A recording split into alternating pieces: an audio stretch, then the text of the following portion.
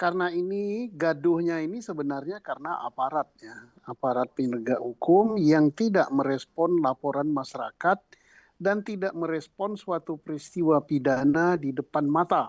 Sikap dari Mabes Polri bahwa sedang menyelidiki perkara ini dengan 2 pasal. Kita mulai dari yang pemalsuan sertifikat ini dulu.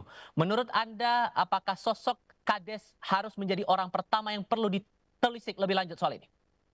Baik, pertama kita ucapkan selamat, ada kegembiraan bahwa polisi atau Polri sudah turun ya di belakang jaksa, walaupun terlambat.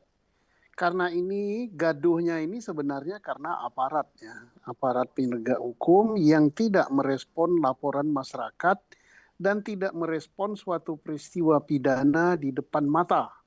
Pemagaran laut, pensertifikatan laut, kemudian termasuk juga penggusuran.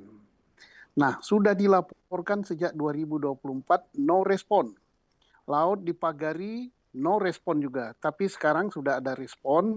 Ini mungkin karena ada dukungan politik yang besar sekali dari DPR, dari Komisi 4, dari Pak Dede Yusuf, Ketua DPR Ibu Puan, dan dukungan dari Presiden.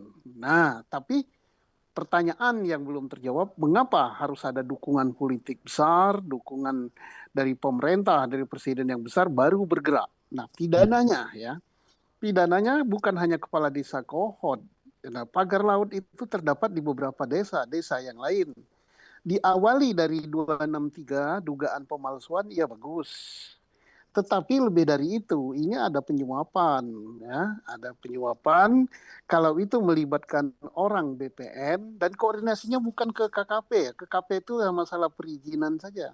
Koordinasi yang harus dilakukan yang lebih besar itu adalah kepada ATR BTN.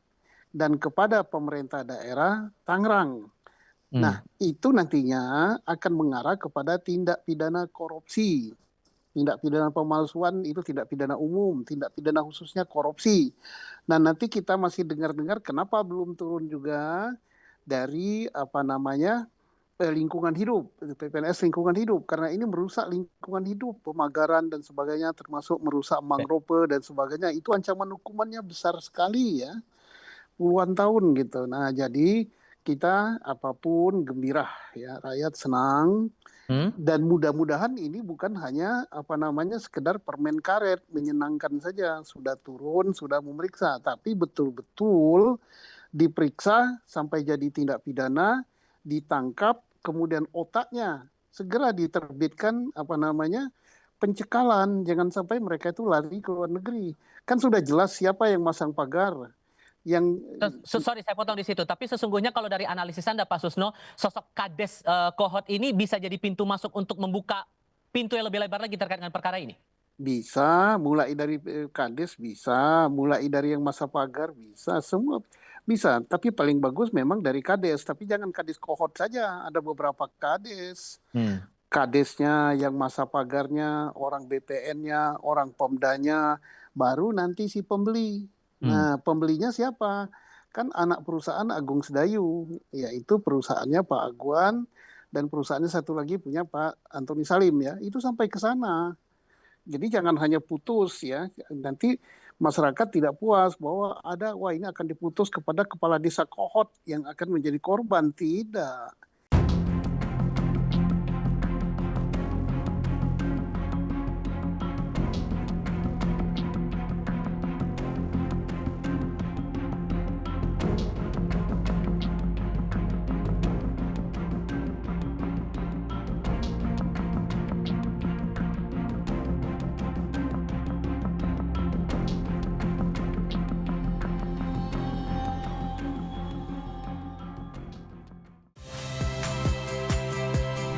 Saya Aldin Fridianto. Saksikan terus program-program Kompas TV melalui siaran digital, pay TV, dan media streaming lain. Kompas TV, independen, terpercaya.